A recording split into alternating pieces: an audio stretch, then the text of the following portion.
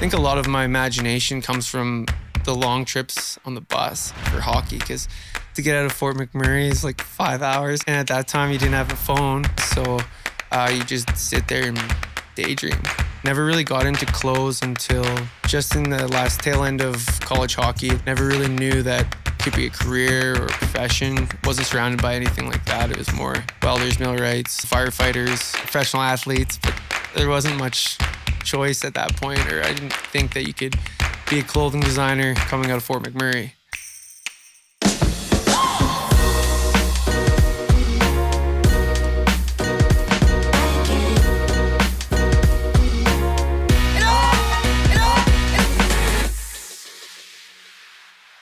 Welcome to the Calgary Sessions. This is episode 130, which is kind of a cool number for, I don't know, because it's round, I guess. I'm your host, Jeff Humphreys. If you like this show, I'm trying to get more exposure, so please like or share it. I would appreciate it.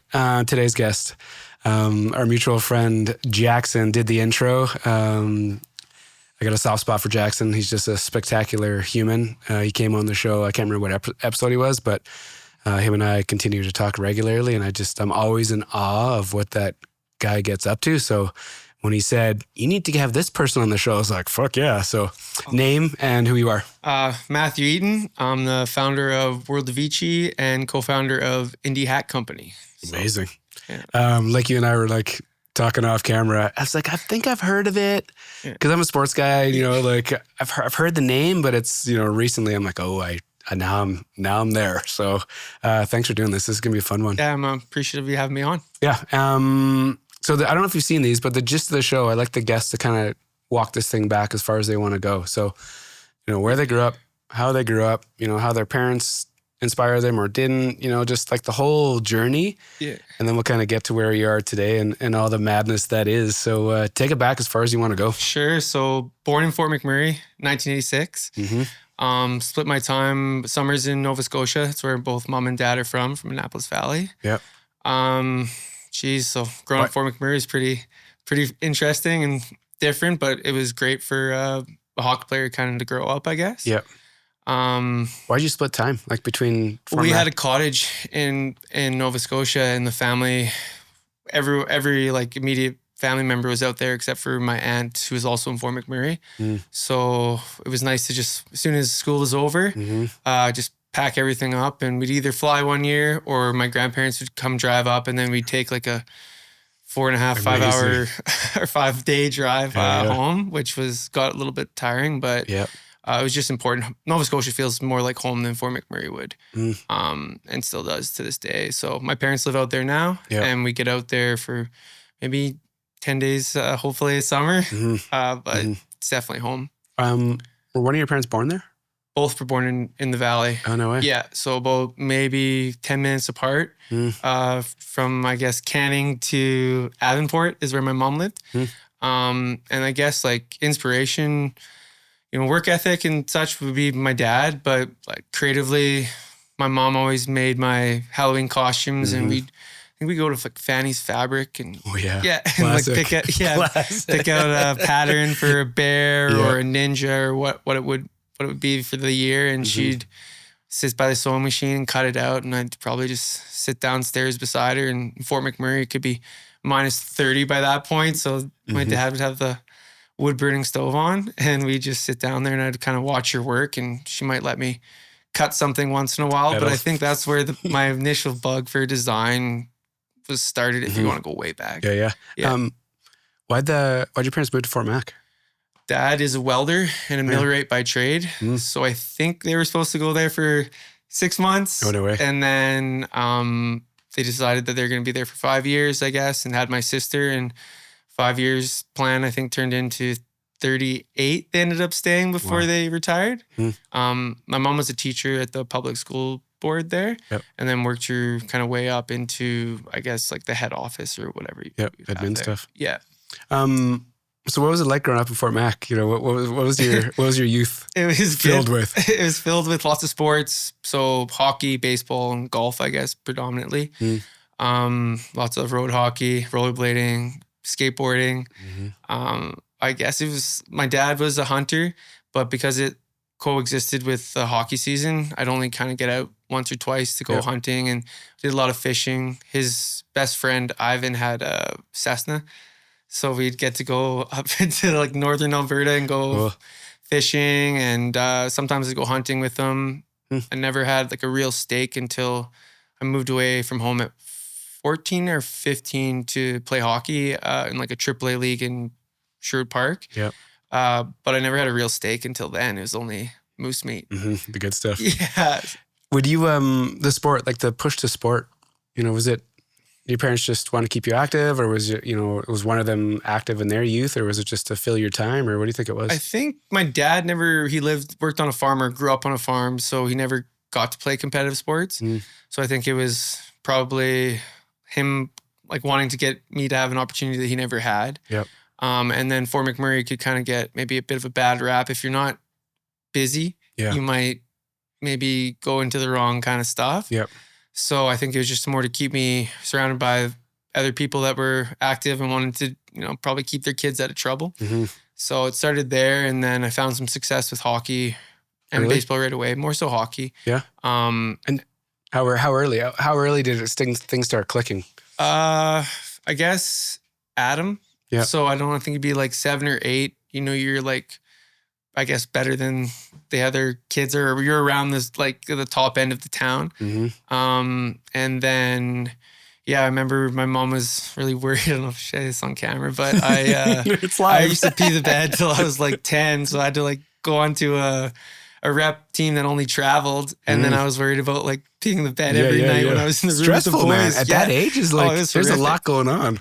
Yeah. So at that point I knew it was pretty good. My parents were always worried about maybe me being like uncomfortable or like, putting myself in that situation. Yep.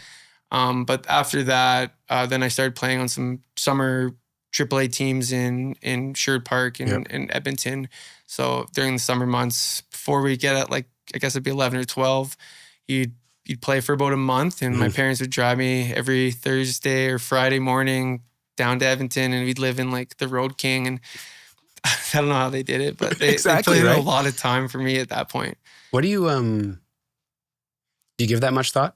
Like that commitment, what they actually did to make, and sorry, that. Yeah. Were you a goalie? Did you figure out you were a goalie from Adam? Is that when you changed? Yeah, I always liked the equipment, and then I think Adam, you have to like choose. You either have to choose if they're gonna like lend you the gear for the year, and I did make that move. I don't know, my parents were super stoked on that. Yeah, it's not cheap. No, man. Lots of stress. There's too. a lot. Yeah, I can remember my mom watching the games and just freaking out. So, but that commitment. That commitment to drive you there and do all those things. Like, yeah, it doesn't go unnoticed for sure. I mean, I think when my hockey career kind of came to an abrupt end in junior, I felt bad that I hadn't pushed it as far as I probably could have taken it. And I felt almost guilty, I guess, to them. Yeah. But then I went and played a year at Nate for the Ooks and got to end my like hockey career, I guess, on like a good note. It was fun. Parents got to see me play college hockey on a scholarship, which was amazing, nice for them and also for me. So it doesn't go unnoticed. And sometimes you daydream and say how much effort they put into it. So appreciative of that.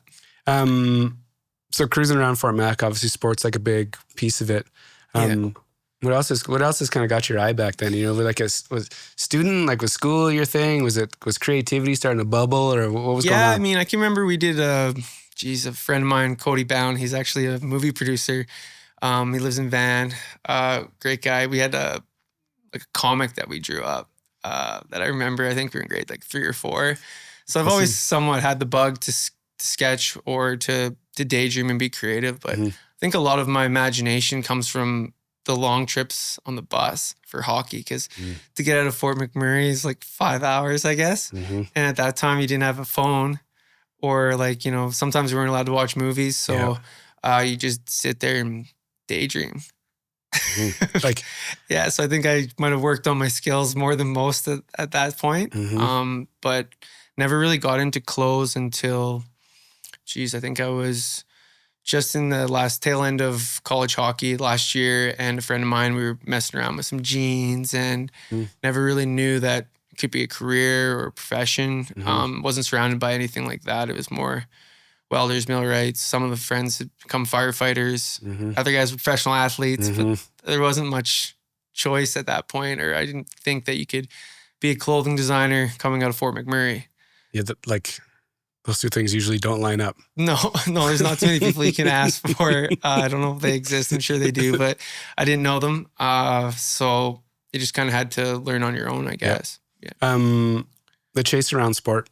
So quick context, I played AAA, like AA, AAA. So as you were talking about, I'm like rethinking my youth. So I kind of understand what you're up to, but just talk about that chase, how sport at a young age becomes pretty important. It's not like stressful, but it becomes this kind of anchor that you're... Yeah, I think it gives you, you can show up, you can work in a team atmosphere, you can be a leader, but a lot of its creativity is taken away from you, I think, in some younger sports, because you just do what best for the team. Yep. You always think kind of as one, which I think breeds a lot of good skills as into young kids, but also might...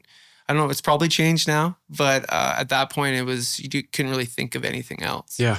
I remember I had to make the decision to either play AAA hockey in the summer or baseball.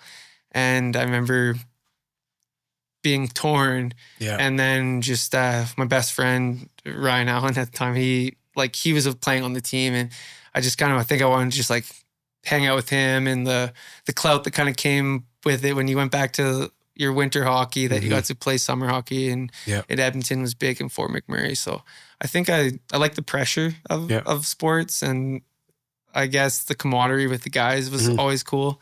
But I never felt creatively inspired by it at all. No. I find that interesting. So another buddy of mine, Sean Ford, I grew up playing Atom, Pee Wee, and Bantam AA with this guy. Yeah. And now he's a designer, kind of home design, kind of architecture space. Yeah. Super creative dude. Yeah. And I feel like when you're in hockey, because that's our background, there's not a lot of, you don't really know. And we're also at a young age too, where the creative thing is very vague. Yeah. And you kind of really, you don't know what you can go explore. Is it okay that I think that I like electronic music when it's Eye of the Tiger playing in the dressing room before we go out, it's kind of, you're not confined to a box, but you're kind of put in a box. Yeah. I mean, I remember I had told a few people, my hockey friends, about designing clothes and how I was I don't know, when I got into designing suits, it just something clicked with me. And I remember, reaching out and telling a few of them, and definitely got mixed results.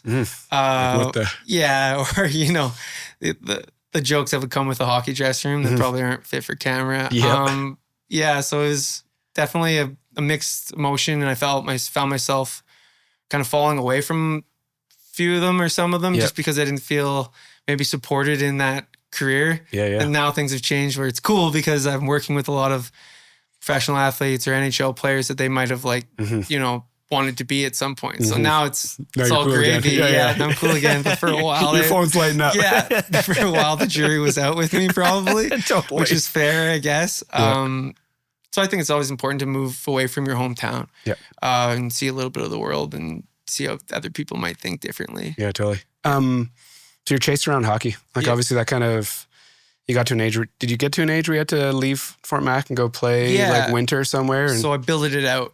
And I ended up having, I went to 8 or 9 different high schools. So I've billeted it out every year from 14 until, 3 years, and then played junior for a year, kind of. But I guess short answer was you kind of learn how other people do things, different households. You've never been away from home. Yeah. So my mom was always, dinner on the table at a certain time and certain foods that you get used to. So I grew up too. Yeah. So then to see, maybe other families that would argue, and I've never really seen my parents raise their voices to each other. So you kind of are all taking it all in. It might be too early to leave in hindsight, but it definitely, walking into 8 different high schools, you what's cool in one and Bonnyville isn't cool in Fort McMurray or Sherwood Park is different. So you kind of have to, I don't want to say be a chameleon, but you kind of have to learn how to adapt to each little town that you're in. And I found that maybe challenging at some point, and other times you're just well received. Yeah. And me not like changing who I am. I'm kind of just the same guy all the time. I was received well in some places and not in others for whatever reason. And that's just life, I guess. Those are some interesting years to be bouncing in and out of schools. Because, for me, I was K to 9 at a school, so steady, and then grade 10 to 12 in one school. So I went to 2 schools from K to 12. Yeah.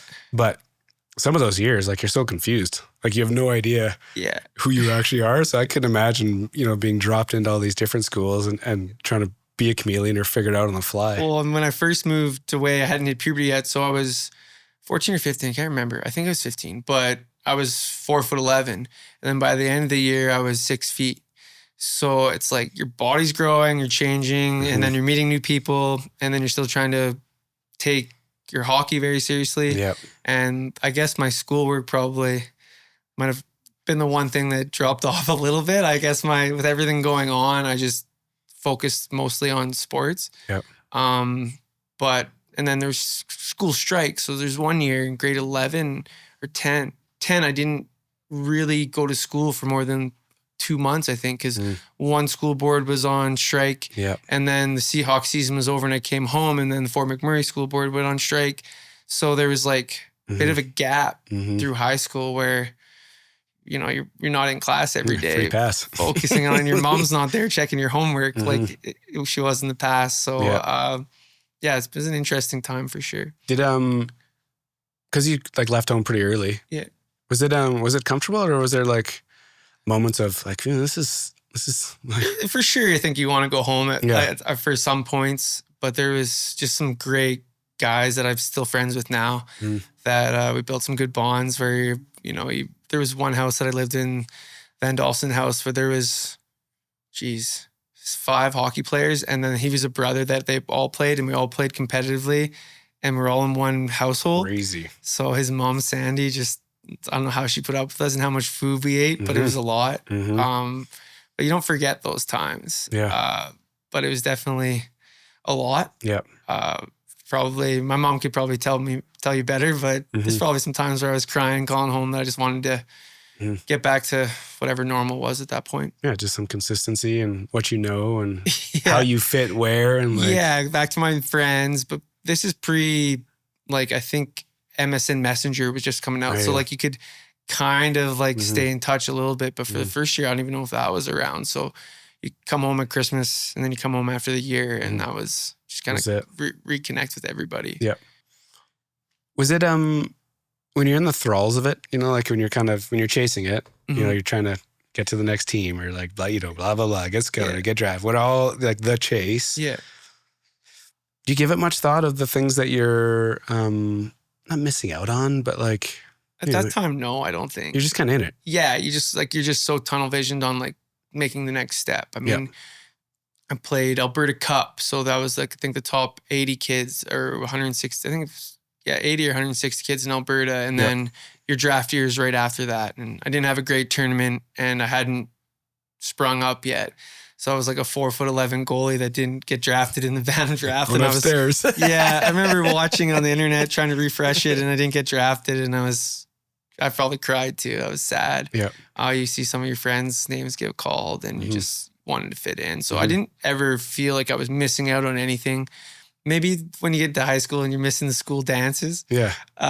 Those are things that you're like, damn, I wish we weren't on the road this weekend. We could have went to the bus with fucking 19 dudes. We could have been at the school dance. But not really. I think you're just so focused on doing well and like, I don't know, being part of a team. And I felt very fortunate always to have been on the team. So I never really took it for granted or felt like I was missing out on anything. Some of those, I find now, like, whenever I catch myself thinking about those years, playing AA, AAA, Junior A, like it's almost the moments where the disappointment, when you don't make the team, when you get cut, like how like bad you felt and how sad you were, and how you feel like your world was like over, like it was just this very traumatic time. I feel like those moments are so helpful in today's world, when you're running your own business, when you're trying to make these decisions, when you're doing your own thing. Yeah. I feel like it's those things that are like, fuck. That build character. Yeah. You don't build character on easy street. I think it's when you go through some rough times, and through entrepreneurship, I think, like, not to fast forward too far, just there's been some tough moments, and you look back and you're just like, they're the ones that are the best for you. Yeah. That give you some, I don't know, some character, maybe some financial literacy, some understanding of how the world might work, where opposed to if you just cruise through, if you win everything and you make every team or, every contract or every design goes well, you don't really go through those moments that might shape you and make you better prepared for the world today or for the next project. So the worst things that have ever happened to me in life or business are now things that I look back on and think of as, great opportunities to learn and have like shaped me, if you want to call it be successful than that now. Yep. Yeah. Coming out of high school, did you have what were you into and what was your vision? It was like skateboarding, and I mean, I thought maybe still like college hockey was in the States was kind of like the path that I wanted to go. Like you want to go play NCAA? Yeah, that's kind of what I thought for right out of high school. That changed really quickly when I got cut from the Bonneville Pontiacs. And that was probably the moment where I was like, what did I do all this for? Did you go write your SATs? No, I was literally supposed to, I think it was like that day or 2 days after, they had like I had already signed up for it. Yeah. And then I went into the rink and my goalie pads were in my stall, and I had a meeting with the coach and the GM, and I couldn't even go home at that point. I was pretty rocked. I went back to one of my original billet families when I was younger, just because I was like in Bonneville. I was either drive north to Fort McMurray and face my parents and I guess failure, or go to my billets who are a little bit more understanding, I think, or less, less impactful. I didn't want to I felt like I really let my parents and myself down by not like seeing that through at that point. It's a heavy time. And you and I have a loosely similar experience around like junior A specifically. Yeah. For me, like coming out of AAA, getting letters from, 2, 3, 4 schools, NCAA. Yeah. I wrote my SATs. Fuck, I don't know what I did, but it wasn't good. I don't remember. But then that first year playing junior A, like it ended really early. I got cut like, I don't know, like at the end of the exhibition before the even regular season started. Yeah. And I was like, what the fuck? That's all I do. Like, what am I going to do now? That moment, it's a hard time at that age too, right? We're like 18, 19. Like that's well, all your friends are finding success, and in hindsight, I probably should have stayed in Fort McMurray and played with Oil Barons, but I think I wanted like in my mind, I thought I'd play 1 year when I was 18 and then have a really good year, then go down to Div 1, and just didn't happen. Blew up in my face. Probably the best thing that ever happened to me though. Dude, and I feel the exact same way. Why do you say that? Like, what path did that put you on? Well, it put me on a different path than all my friends. Yeah. Because they were still, they still had aspirations of probably going to Div 1 and then maybe playing in the NHL. Yeah. Whereas it became very clear to me at that point that was not my path anymore. I was lucky enough to play in like the ACAC for Nate for a year. Yep.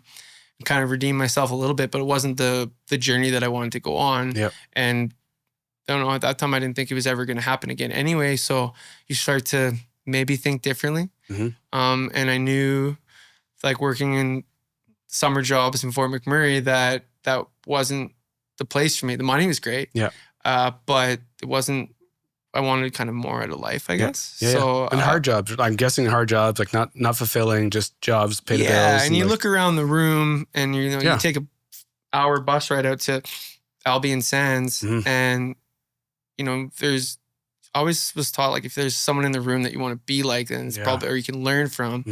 And everyone was just didn't seem as like inspired for life that I wanted to be, I guess. So there's lots of people that love it. My dad was out there for 38 years and he loved it, unless he felt differently now, but it was something that he felt a lot of joy out of. And for me, it was very clear that although the money was great, it wasn't a place that I was going to flourish or to, like, at this point, I still didn't know design was in my future, but I knew that being a welder wasn't. Yeah.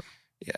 It's almost like maybe not knowing exactly what the next move is, but at least you know what you don't want. That's it. Like, Which can be beneficial too. It's like, okay, I guess you won't be making as much money as your friends for a while, but there's also more things out there. Yep. Yeah.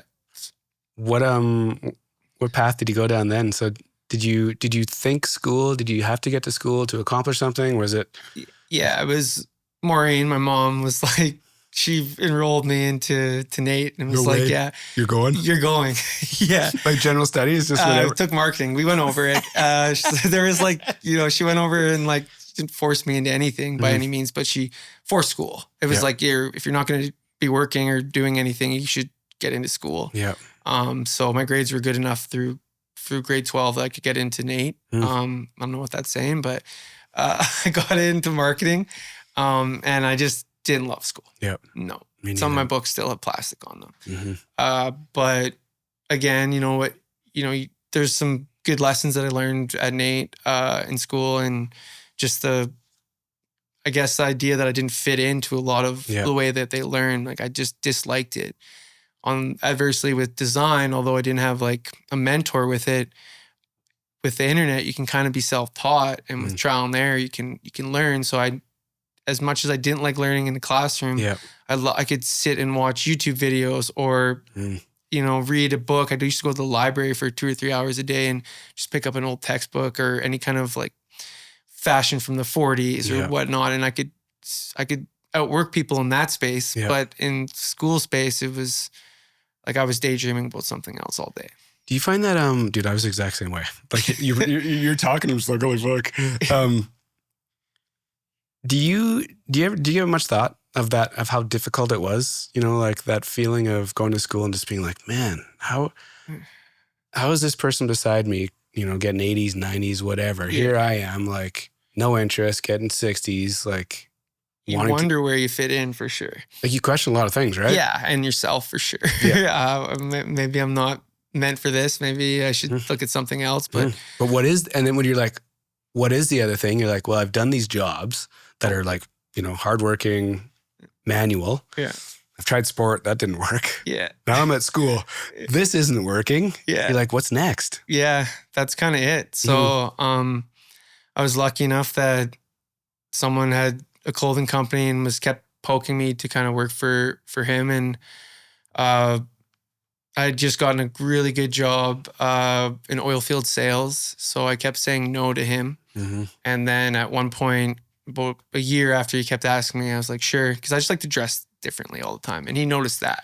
I've always loved clothes. Like whatever high school I went to, I was always taking chances with fashion. This is what would be a good example of that in high school? Because high school is an interesting time, right? Either you're like comfortable in your own skin, you're willing to like try it. Yeah. But like run me through like the snapshot that's the top of your mind. In my right head, I mean, what was it like? Vanilla Ice. Didn't he have the cornrows for a second? I remember my mom doing those with the tinfoil on the ends before school. I think that was as early as like grade 5 or 6. High school, skater phase, I guess. Yeah. Then my friend Scotty Upshaw was playing in the States. He is in the NHL, I think, at that point. And he had Abercrombie and Fitch, and he would send his brother Brent back some stuff. And Brent was a bit bigger than me, so the stuff that didn't fit him, I got. And then there's like a bit of a preppy phase, I guess. He was wearing that stuff. Yeah. I was not into suiting at that point. We were just tracksuits and such for hockey. But at Nate, you had to wear, for home games, you had to wear a suit. And I think that was the first time that I was, really like engaged in like the way I felt and like the way people treated me. And at that point, I think there was something clicked there with like dress wear. But that was kind of where that went. But fashion was just always willing to just have something a little bit different. I wore my grandpa's pants like that. I mean, my mom like altered them and they'd be like, I don't know, it's probably in style now. It is in style. It's like super oversized, baggy stuff. Yeah. I remember the first online purchase that I think our family made was to DC shoes. So I got these sweet DCs that were made in Calais, I think, and waited for them. I think skate phase was always fun. Yeah. Like what you remember? It was like, what was, so for me, it was like Tony Hawk, Palo Peralta. Yeah. I had the World Industries like with Flame Boy and Wet Willie. So I was into World Industries for sure. Obviously Tony Hawk was sweet. And then, I don't know, you just kind of like look at music, and I always liked rap, and I like, you know, I like pretty much all genres, but I just, you know, look at how other people dress and, you know, put your own spin on it. So it was always there? Yeah. Like now that you think back on it. Oh yeah. It was always there. It's important to me. Yeah. Yeah. But it's so interesting though, like, you know, when you're like taking a marketing, you're going to school for marketing, right? But just kind of coming out of nowhere, it sounds loosely interesting. Yeah. But it's so hard in that moment to connect those dots. Like, what am I really interested in? You're like, hockey. And then you're like, well, that's it. That's it. But like lurking right there is this. For sure. That's why I try to help as many people as I can. And when I have some friends that play hockey still and they're transitioning into like a regular life, you're like, they don't know what, they never worked before. So you're like, I'm always just tell them to go to the library and shut your phone off and try to like go to a genre that like you're actually interested in, like without any kind of distractions. Yeah. And then for me, it was really easy with that is design, clothing. I was just, I don't know, enthralled by it. It was not something that was hard. I could do it for 16, 18, 20 hours a day and it didn't feel like work. To this day, it still does. So it's the same feeling. You can kind of jump ahead of people in your space, so to speak, because you're willing to put in more time. Yeah. Those conversations, do they resonate, you think? It's an interesting conversation to have. You know what I mean? Some are still playing Call of Duty and figuring it out. Trying to find it. Yeah. I'm looking, but it's not on the screen. Yeah. So I hope so. But again, everyone's on their own path. So you try to help as much as you can, but I'm not an abrasive person. I'm not going to tell anyone what to do. But I think trying to figure it out earlier while they have the support of a team, because once a team, like, you know, once you're cut, no one else is around. So you lose those people really quickly and you feel like you're on an island. So try to insulate your friends and people that you rub elbows with on what their plan is and try to challenge them. Maybe what's the next step? And no one wants to hear that because they're playing forever. But yeah, I think I'm not afraid to ask the question and try to like point them in the right direction. Whether they take that advice, it's up to them. Yeah. Yeah. That marketing program, was it like a year or a semester and then you just opted out and went to the sales gig right away? Or what was I have one course left. I think the course structure might have changed. So I think I don't have my diploma, but I could call them up and see. But now that I've learned so much and went through these entrepreneurial struggles, I kind of like the fact that I don't have my marketing diploma. I don't know why. It's just like, I don't want to give credit to a place that I still have the wrapper on the books. Yep. It's for some people. For sure. But for me, I think it's more breeds people to work for other people. And I didn't know that wasn't in my future. But now that I do, I don't feel like I'm at a loss because I don't have it. Yeah. So that job, your oil sales. Yeah. And then this fashion gig. Yeah. Did you fought it for a little bit and you finally said yes? And then what started happening? Really quickly, I posted this picture on Instagram and it just maybe came out, I think 9 years ago. And I found some success. There was a stylist down there that had invited me out to New York to design clothes on like a bespoke level. Just based on a picture? Yeah. And what was the picture of? It was a baby blue suit. And I was sitting by like the Parliament building behind a tree. You were in the suit? Yeah. So you designed the suit, made the suit. My friend took the picture. And you posted it. Yeah. And then I remember... And then so somebody in New York reaches out and like, hey, man. They were talking they had a need for someone to kind of tour around and basically I'd follow them from place to place. And we're on Wall Street and we'd go up and like measure her clients up. And then they were stylists, so they would buy them clothes and then bring them like their designer clothes. But I was like another facet. And I remember asking my parents, I was like, I'd been doing this for not long. Like maybe under 6 months, maybe 3. Getting into fashion and then you're in New York. Yeah. And I booked a flight. I flew to LaGuardia Airport, not JFK. And this was a nighttime flight. You're living in Fort Mac at this time? I was in Edmonton. Okay. Yeah. And I didn't know, like, I was like, what am I doing? Like the difference between lapels, I didn't know pretty much fucking anything. But I figured I would take the chance. If someone trusted me enough off the picture, I was like, I'll just fake it till I make it. Yep.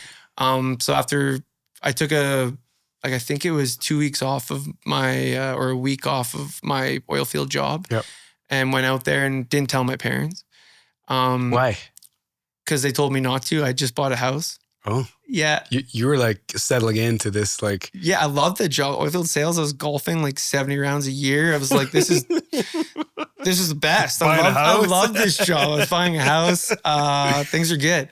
But I took a chance and went out there. And then once I was there for maybe a day or two, and I was like, I want to do this kind of forever. What clicked? Like what was that?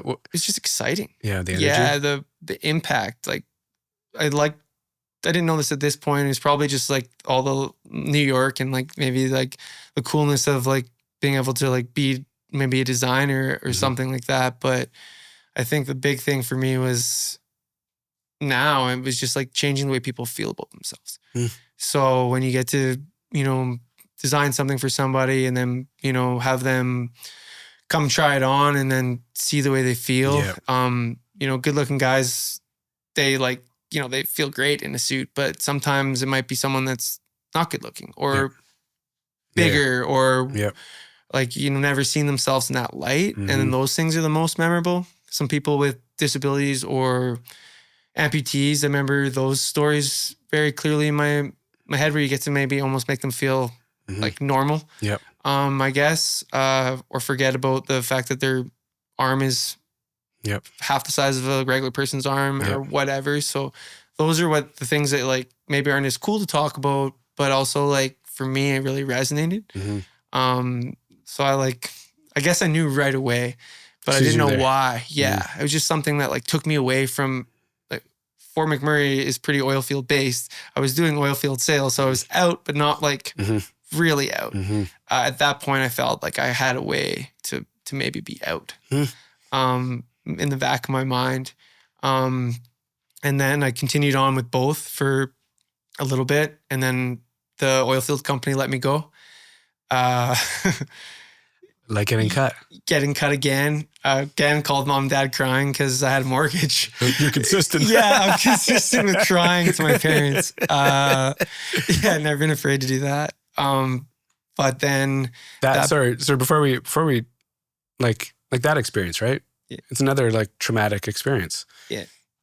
Just like losing, like, I've been fired twice now. Yeah. Not good. Yeah. But having a mortgage, so having like something over your head that you're like responsible for, problem. Yeah, big problem. So like, what'd you think after you made the phone call, caught your breath? Well, at the time I was doing both. So I'd work the design, work for another company designing during the weekend. And then I had the oil field stuff that was, actually paying me. Yeah.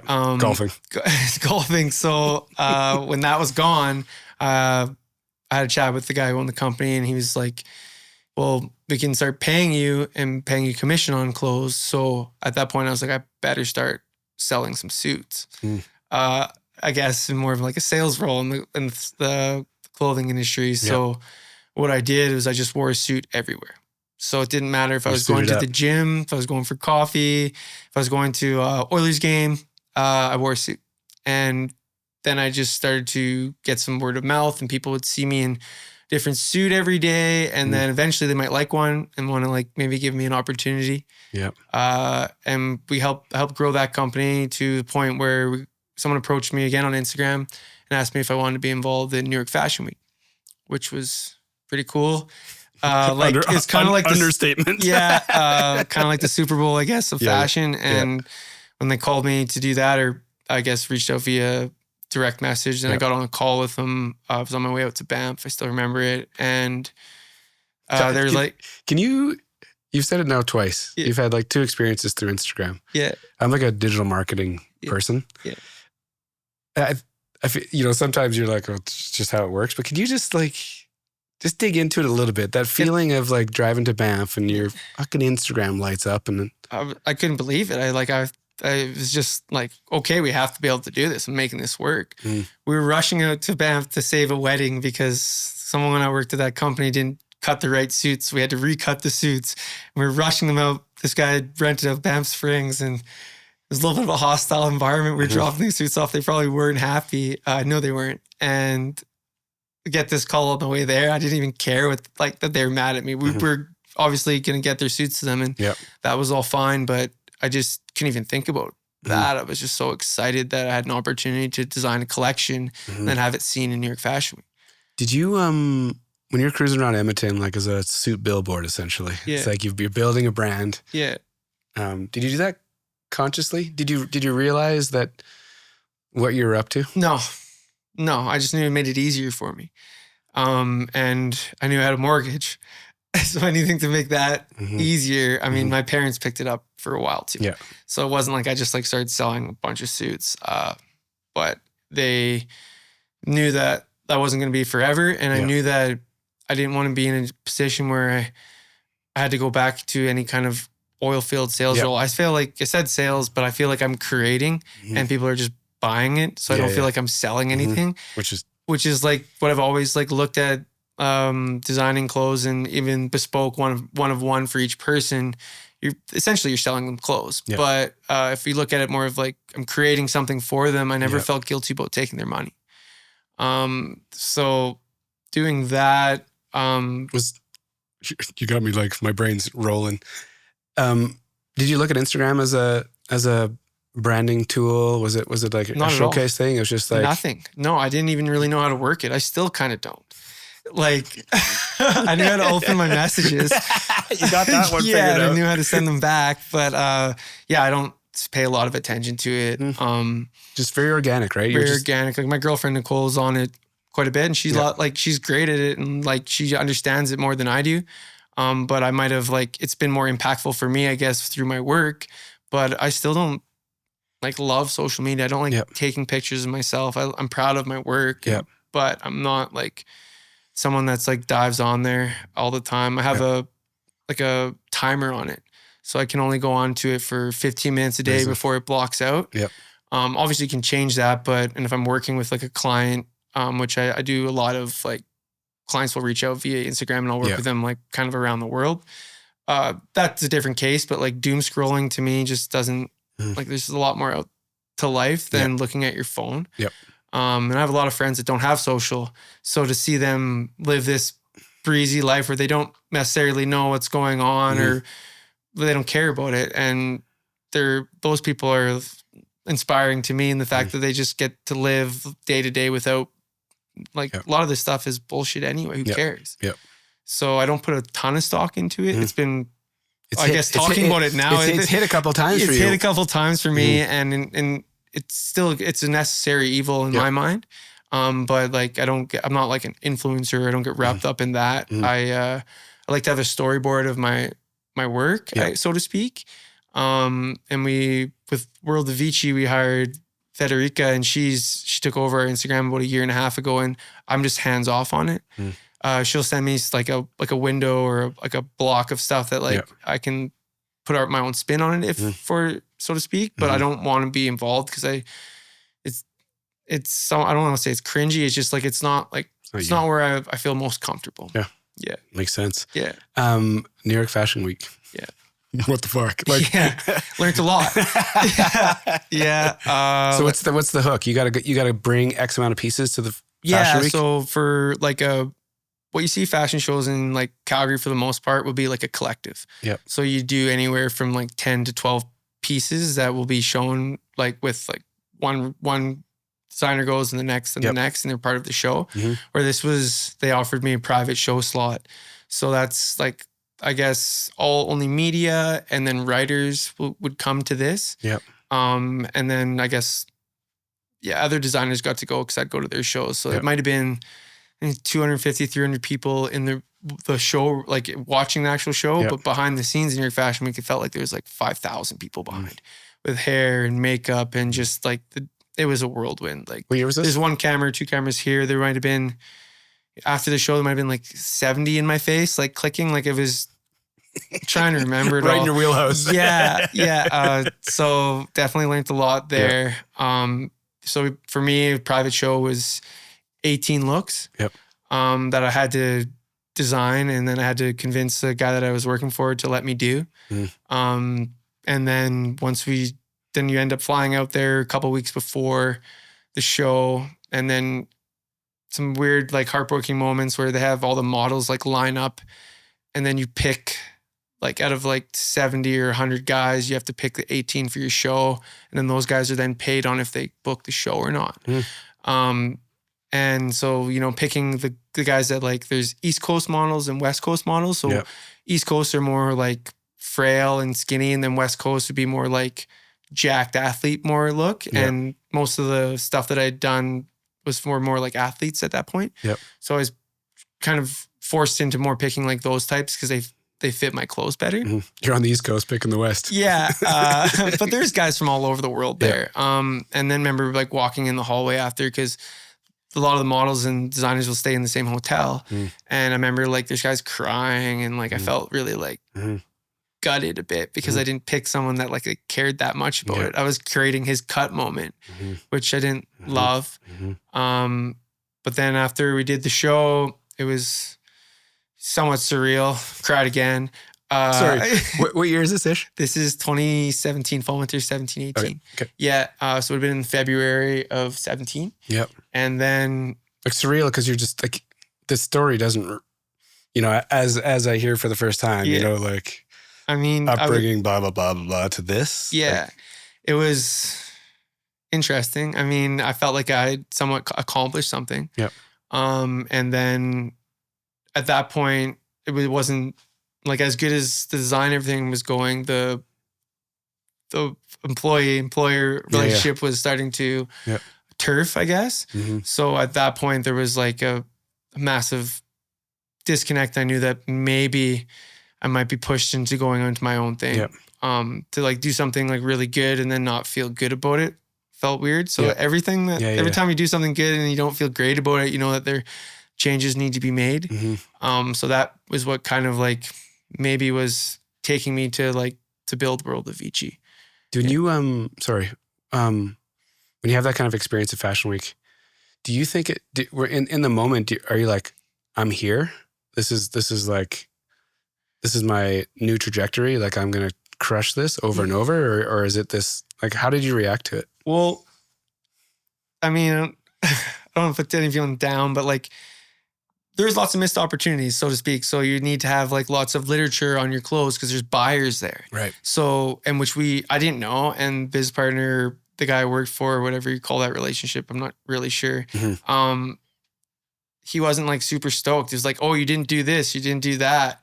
So as much as I was experiencing all this cool stuff on the design side, I was experiencing like, oh, you didn't bring out a spec sheet on all your clothes for these buyers, and you didn't do a bio, or you don't have any of this stuff done, or you didn't bring a logo with our logo on it for all the pictures to be taken. So I was kind of like hearing all the cool stuff in one ear and experiencing it, but then like being negatively reinforced that like I missed a bunch of opportunities, which you in hindsight, he wasn't wrong, but didn't make me feel great about it.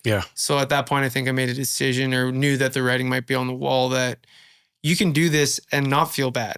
And you know, if you forget something, it's not the end of the world. So that was kind of my experience. I knew that, again, maybe another aha moment, or a moment that clicked, where I just knew that, okay, like I came from such a positive, loving home. So conflict and like when people are raising their voice or yelling, it doesn't like jive with me. So I tend to like want to walk away from it. Whatever that is, which is another like scary moment, I guess. So I think like legally I ended up getting fired from that company. Cut. Yeah, cut again, but not as sad about it in this regard, because it was an opportunity that I knew that like I didn't need the clients, I didn't need anything. I just knew that I needed to be able to like work in my own space. And at that point, I just started eating craft dinner a lot. Which is like, you know, you say it and you're just like, you're laughing right away.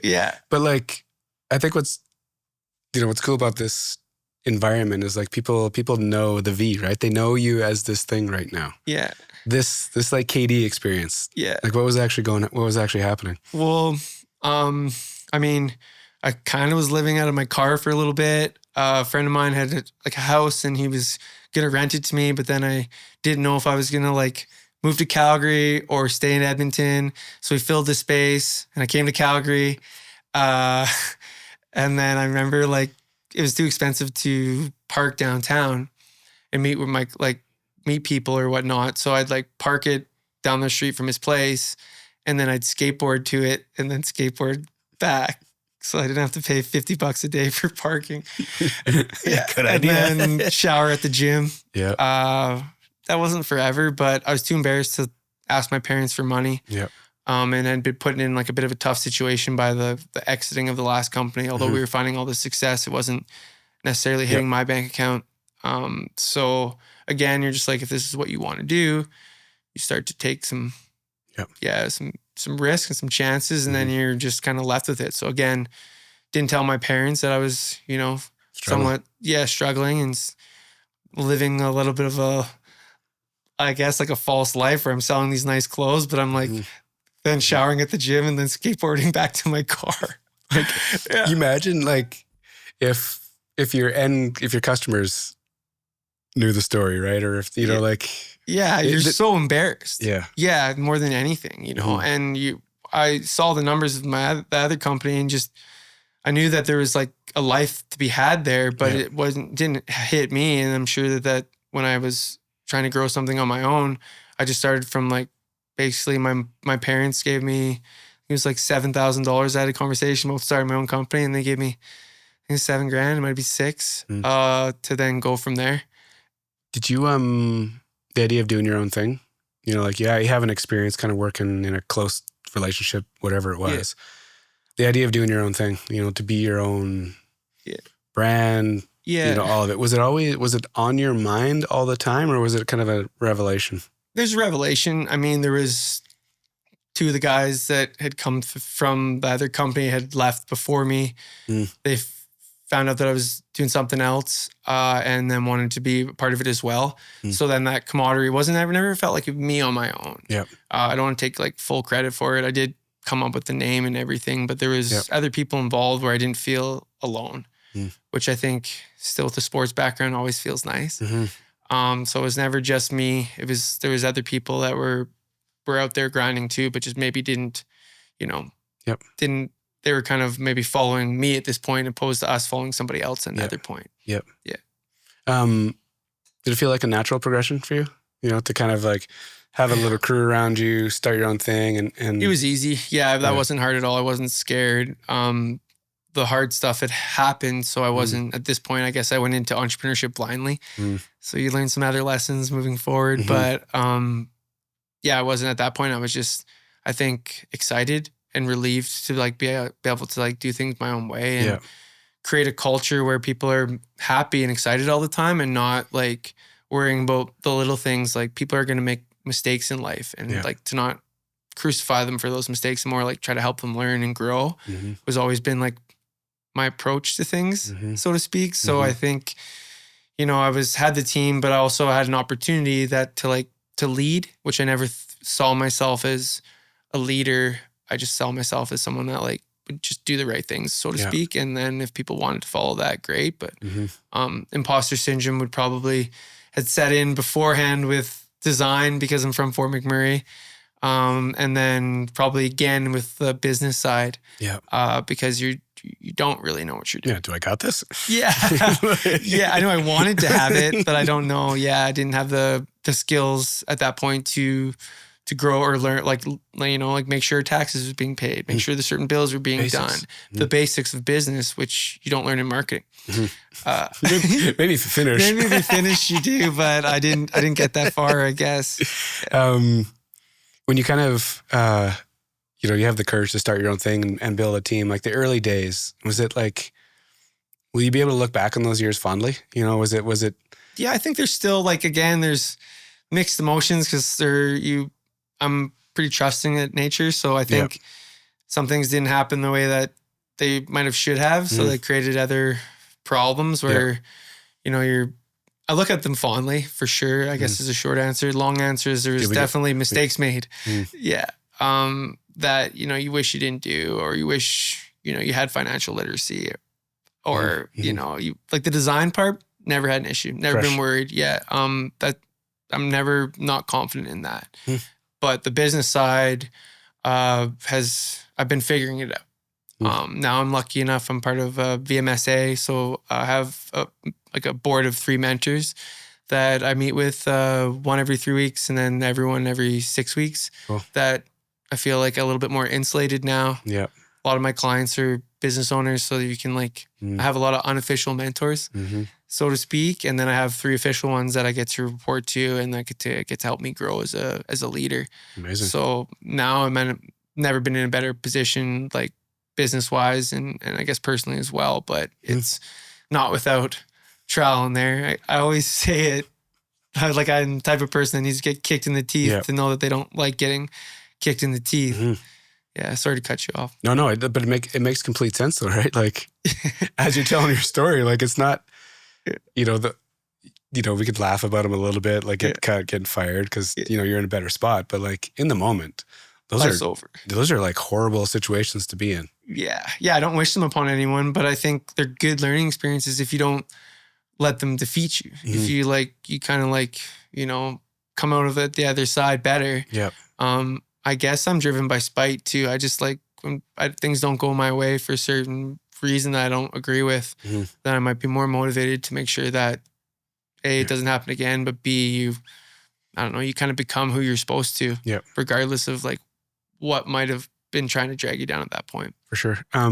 Your creativity around your craft. Yeah. What, how do you keep it moving forward? Music, like everything that art. You just consume things differently? Yeah, I think so. I'll look at women's fashion a lot because like to me, fashion works on wheels. So men's is a big slow wheel and women's is like more of a small, fast moving wheel. Yeah. So I'll look at a lot of women's fashion, both like now in 2024 and then in like the 30s, 40s, 50s, 60s, 70s, 80s, 90s. Like I'll look at it all, and then I'll look at men's as well and just try to understand. I mean, by trade, I'm a fashion designer, clothing designer, but a lot of the things I do have already been done. I'm just tweaking and like, I don't know, you're not reinventing the wheel. You're just like moving the needle slightly. And you might be bringing out a lapel a little bit larger because that was cool in the 70s and then bringing that to life. But I always, when I look at the big houses, the Louis Vuittons, the Dior's, and I watch with awe of their lines coming out, a lot of the stuff I'm on the same page with. So it's never a big surprise. I remember I always feel like I'm in the right lane and my eyes is moving at the right pace when I see their collections come out. So I've never doubted that at all. And at the end of the day, fashion is art and it's arbitrary. So not everyone's going to like it. I've had some good advice for World Of Vici, and the way I design my clothes are more of like timeless classics. I used to take more of like crazy risks with clothes.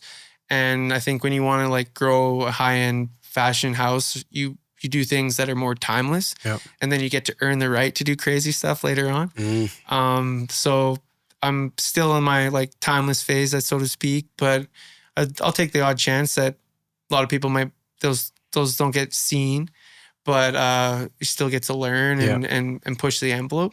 But I like to more do, timeless pieces where people can put them in their closet for 10 years and pull it out and still wear it. I mean, be sharp. Yeah. And then I don't feel like they're not leaving it in their closet. They're wearing it. Yeah.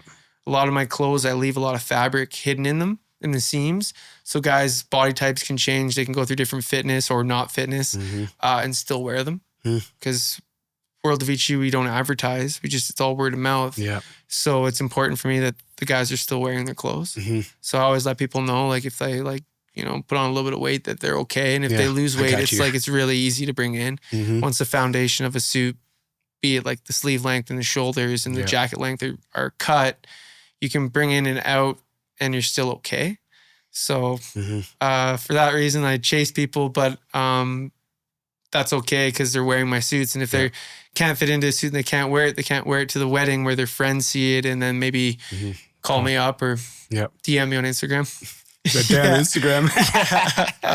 It's well, you know, Jackson's like, when he got suited up at your place, he was like, he sent me this. He'll laugh at this. He sent me this. I think it was for the Beacons of Hope. Yeah, when CTV. I saw those. And he sent the one from last year. Yeah, when he looked like Waldo. Yeah, no suit. Yeah. To this year with your suit. Yeah. I was just like, oh my God. Yeah, it was you look like a big difference. Again, with the why I love clothes is like, you know, Jackson, good looking dude, but he got to see himself in two different lights. And like it's when we're laughing about it, but it's like, it's pretty noticeable. One guy's probably getting taken seriously and one isn't. Yeah. Yeah. For whatever reason. I mean, like, it's not like, doesn't say the best thing about like where the world is. It's like, depending on, you're getting judged on your clothes, but it's impactful. And, you know, he was, you know, he sent me the pictures and was like, can you believe this? I'm like, so no, funny. But this is cool. Yeah. Just like Play-Doh dude to this like, chiseled like, sharp GQ looking dude. Yeah. The idea of like this creative idea, you know, do you think because you can do it for 18, 20 hours, you know, you can like chase it, you can like, you're all in on it. Is that why you feel so confident just about, sorry, I might put words in your mouth, but do you just trust it now that you like have this thing and you're just going to move forward with it? Yeah. Yeah. I don't feel like it's ever something that I'm going to like lose. For whatever reason, I just do it all the time. And I was telling you off camera earlier that it used to be night owl and it was like from like midnight to like 3 a.m. I do all this crazy creative stuff. And now it's being a morning person. It's like 7:30, 7 a.m. to 9 a.m. after a workout is when I'm like most inspired and my phone is on do not disturb. And I'm just protecting that time with everything I can. I don't like often take any kind of meeting that early because I know that that's where I get the bulk of my creative work done. So I guess short answer is no, I'm not worried. And I am really confident in like how I do things. Yeah.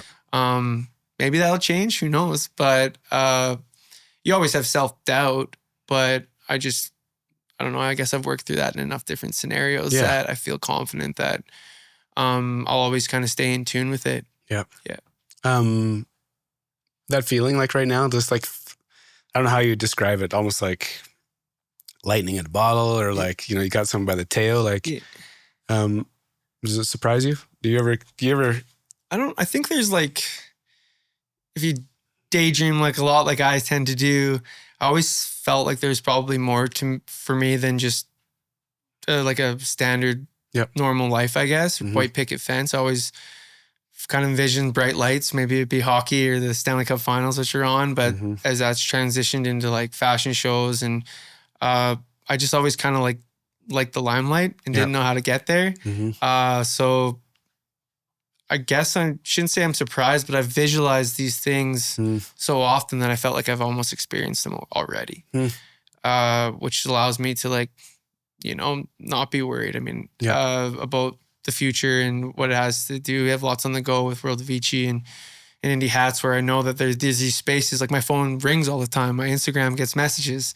It's not like I'm not out there knocking on doors where I have it in the past where you're trying to prove yourself, or I think I've lots to go, but my body of work so far kind of speaks for itself. And the projects that I've worked on, whether it be like the Olympics or the New York Fashion Week, there's not many people, I guess, doing what I do that have experienced that. Yeah. So I feel very fortunate and also confident that I'm only getting better. Yeah. So it shouldn't, if I do everything right, it shouldn't necessarily go. It could, but you might be sitting here in a few years saying I got cut again. We'll do the follow-up. Sure, man, he was too confident.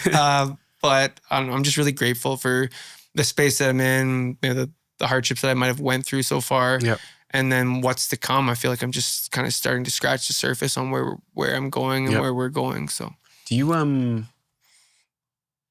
how do you manage the roller coaster of emotions? You know, like when you put a W on the board, do you celebrate it, or like how do you manage that to then missing an opportunity or, you know, whatever? Like how do you like to ride that wave? Like I think it's the more like, so with Indie Hats and have co-founders with that, it's like it's very important to them to celebrate the wins. Yep. Whereas with World of Vici and growing it, I've like maybe not taking my foot off the gas and like figured out like take time to like be grateful. I mean, I remember when I got interviewed to do the Olympics for Hockey Canada, and then I got the email the next day, and I was in our apartment, and I just was jumping up and down in the elevator. But I got the, like, you can't get a text or read emails in the elevator, but right before it, I got it. And I hadn't read it all yet, but I was like literally jumping up and down. So I guess you celebrate them like that. I always celebrate them with family. Yeah. With Nicole, I guess I've been alone a lot. So when I have like a family or a girlfriend that you care about, you share it with them. Yep. And then try to like bleed it into everyone else where, you know, if we have a big month with World Of Vici, everyone's wearing new suits the next month, and you try to like make sure that everyone's feeling a part of the wins. Yep. But I probably don't do as good a job, but I don't necessarily want to take my foot off the gas. I just want to like, I'm like kind of like on to the next one, which is crazy, but I think it's served me well so far. Yeah. But trying to do a better job of maybe, you know, in those moments, realizing that you're there and you're getting experience, and you should be very fortunate, I guess, or feel fortunate too. Yeah, there's probably like the word balance is kind of weird because I don't think there is a balance anywhere. But, you know, you redlining and like chasing this thing has allowed you to do this thing. Yeah. So it's kind of tough to be like, oh, I want to find this balance because I don't know, if you were like all chill and balanced, like I don't think you'd be running that hard. That's it. I think like with ADHD, you know, you order something or you design something and I think about it and I dwell on it, and then it shows up and I'm like, oh, and then you move on next like really quickly. So I don't know what that is, but I have that in the worst way. So whatever I design or create, I'm so excited, and it's like Christmas, like every week down at the store because it's new designs coming through. And then you see them and it's like, you move on really quickly, or there's something else that you haven't seen yet. So you're just constantly chasing. Yeah. Yeah. Do you have an idea what the future looks like? I don't know if you look at things 5 years, 10 years. Do you have an idea of?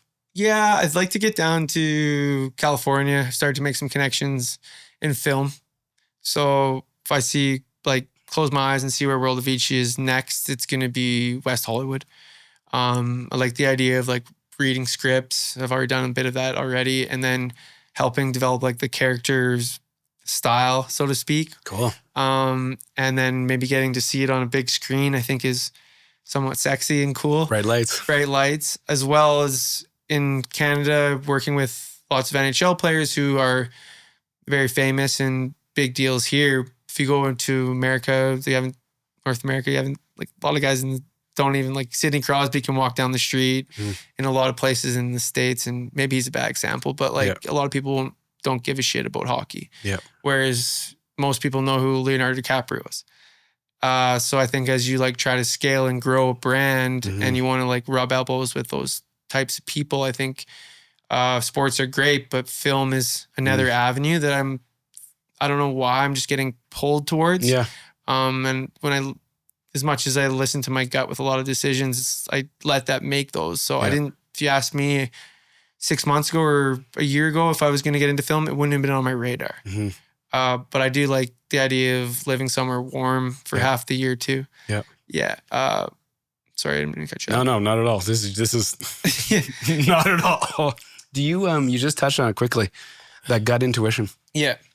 Is it a driver for you? Is it a trusted spot, or how does? For sure, it's a trusted spot. I mean, I know really quickly if I like someone or if I don't. Yeah. Like, and then, you know, you're not always right. Yeah. But I trust it like wholeheartedly. Business friends. I just feel like there's like maybe I lost my grandpa, who was really important to me early in my life, and you almost like think that like maybe he's like guiding you by like poking your gut a little bit or giving you a little bit of intuition. So I feel like when I make those bigger decisions in life, I tend to like trust that gut, and it hasn't, you know, I've obviously made some mistakes. We've talked for half an hour, 45 minutes, but like I'm more open and like listening to it now. Yep. I don't suppress it. I just try to like lean into it more so than hide from it. So I think that serves me really well, and more so now than ever. Amazing. Yeah. This has been really cool, man. Yeah. This has been like, it's when Jackson's recommended a couple of his friends to get on this thing. So when he said you, I was like, Yeah. So I appreciate you having me on. Yeah, man. Like really cool for me. I end the show with one question. When I say Calgary, where's your head go? Feels like home now. Yeah. One of the best cities I've ever been to. All the traveling I've done so far. Yep. Yeah, I'm not looking. I thought I might be here for 3 or 4 years and then move on, and now it just feels like a place that I'll always, call home to. Yep. Being that Nova Scotia, this is such a wonderful city. Mm-hmm. Feel like really grateful that I found it. And the more you travel, the more you realize how good we have it here. Yep. Thanks for your time. Yeah, thanks again.